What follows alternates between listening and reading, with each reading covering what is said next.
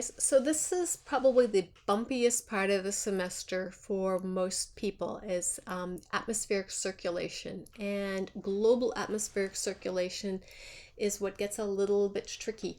The atmosphere is hard to see. It's invisible for you and I for the most part. What we see in the atmosphere is what the movement of the energy does, and that's either to generate a cloud, and we're looking at cloud matter in the atmosphere, or we're looking at particulate matter in the atmosphere. If we're looking at dust that's moving through or pollution that's moving through, we can see some of the atmosphere there.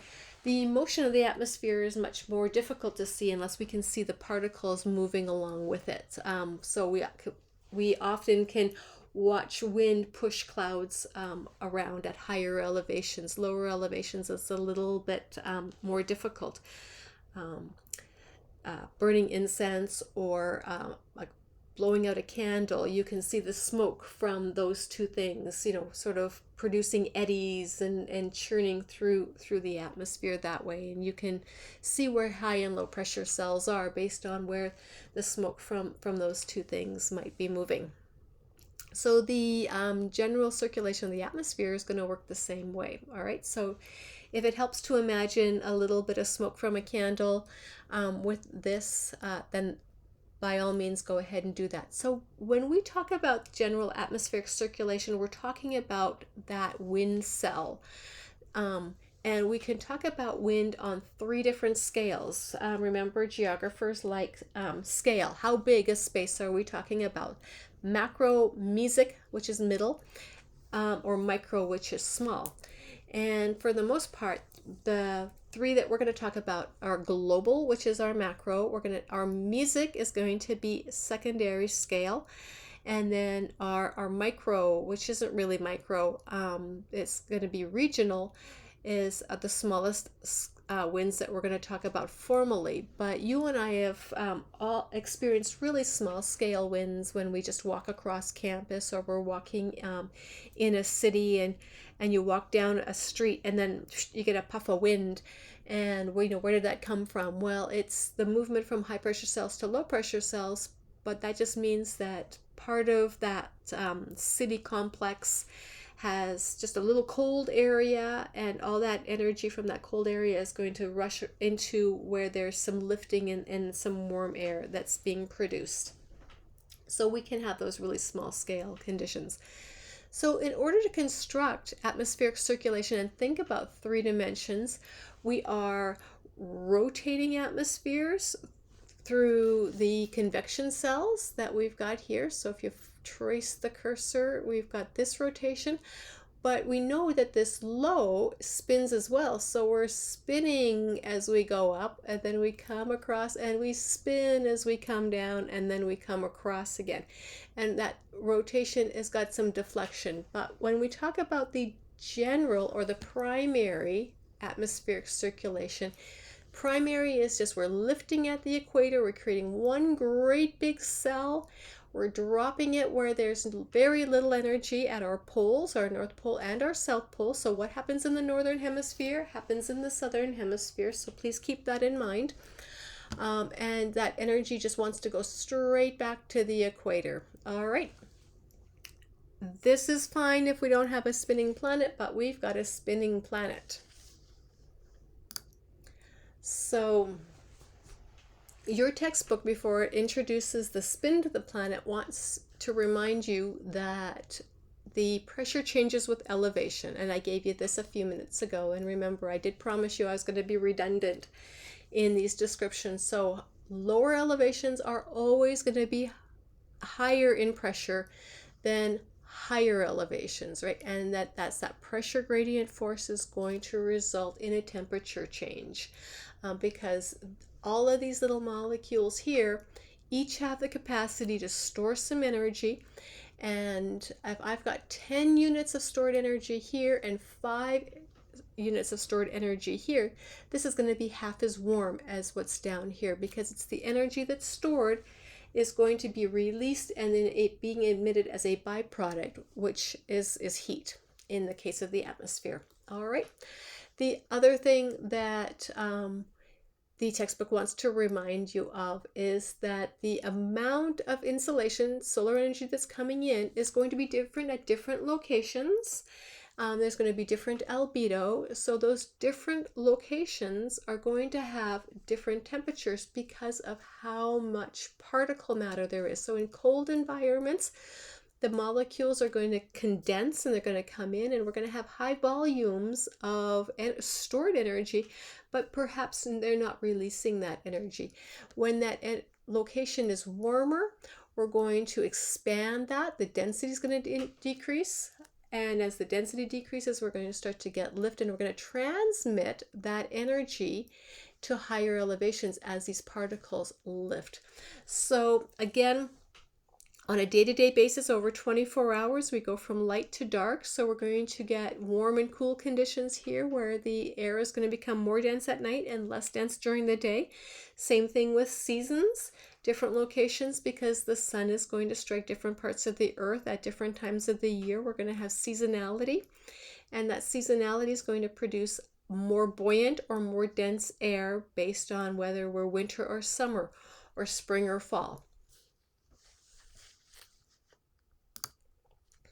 Okay, so with all of those things in mind, the change diurnally and over seasons, along with the general circulation or primary circulation model that we drew 2 slides ago, where we're moving from the high pressure cell to the low pressure cell. Now we're going to add the Coriolis effect.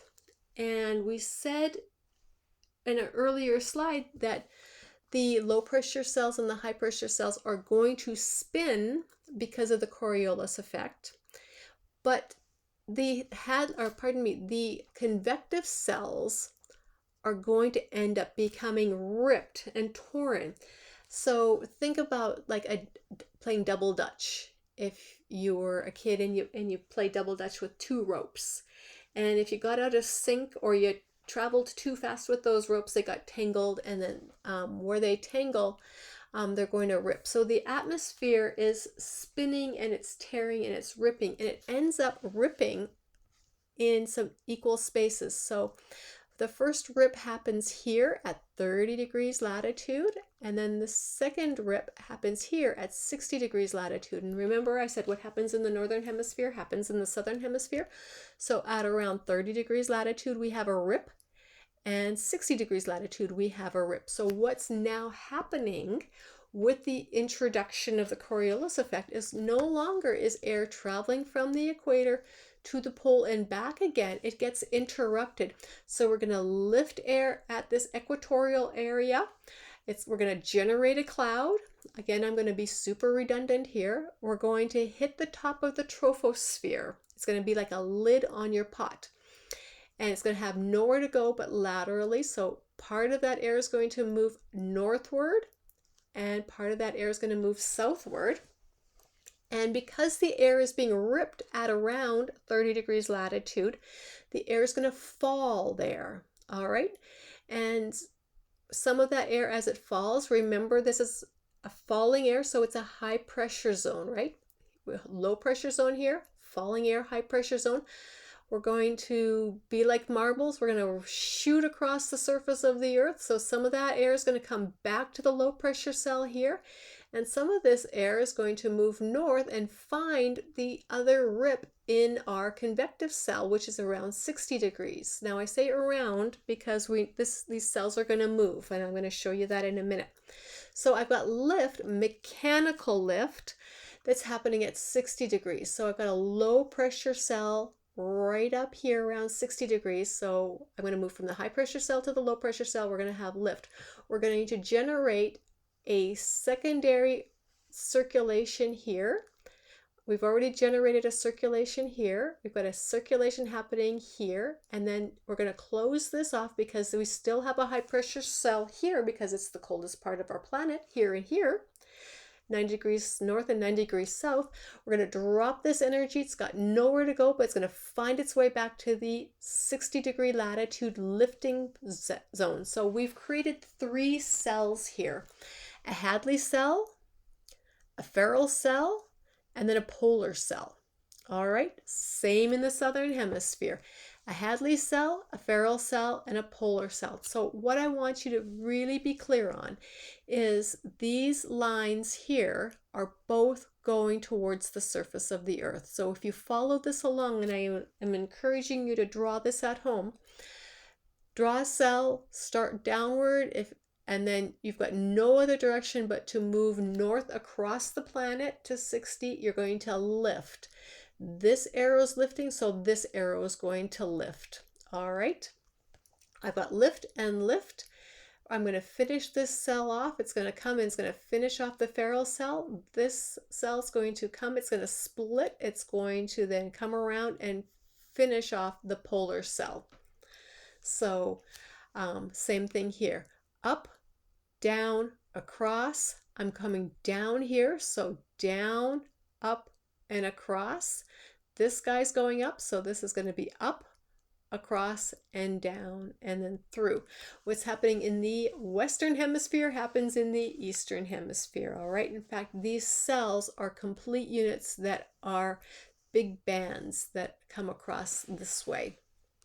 So this is probably the toughest thing for a lot of students, is to recognize that both of these go down, both of these go up, both of these go down, and that this guy spins this direction, this guy spins this direction. So this is like a crazy ride, because this is rotating, coming up, it's rotating, rotating, coming down, rotating across this way. This guy's rotating, he's coming across, he's coming this way, and then he's rotating this way. So there's a lot of three-dimensional movement happening on this model. All right.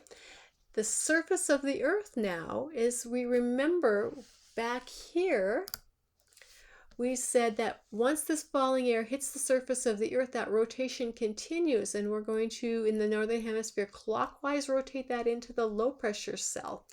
So finding our way back to this slide, this air is falling here. So as it moves towards the equator, it's going to bend. It's going to be deflected, just like you were deflected after you spun yourself around and then tried to run in a straight line.